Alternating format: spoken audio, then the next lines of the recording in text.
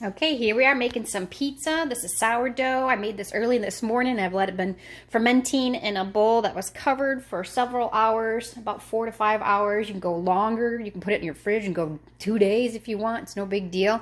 So I brought it out, and I patted it out by hand.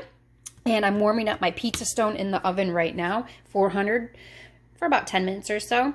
And then I've melted some butter to put on the edges, and then I'm going to use a fork to poke a bunch of holes in it so that it doesn't get all weird and bubbly. So the first step is warming up the pizza stone. I'm going to put it on the pizza stone, fork it, and then put it back in there and bake it for a while, and then bring it back out and then top it with my sauce that I made this morning, and some cheese and some veggies and pepperoni.